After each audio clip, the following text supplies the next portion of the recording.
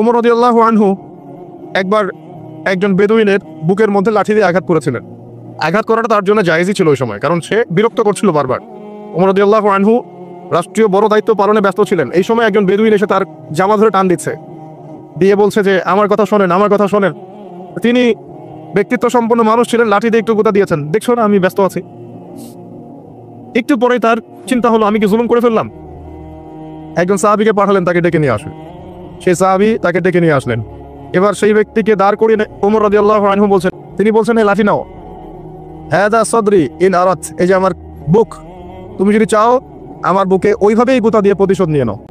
এই ব্যক্তি হতভম্ব হয়ে গেল যে সত্যি কি উনি আমাকে এই কথাটা বলছেন? তিনি আমিরুল মুমিনিন হয়ে এই কথা বলছেন যে আমার বুকের মধ্যে লাঠি দিয়ে আঘাত করে তুমি প্রতিশোধ নিয়ে নাও।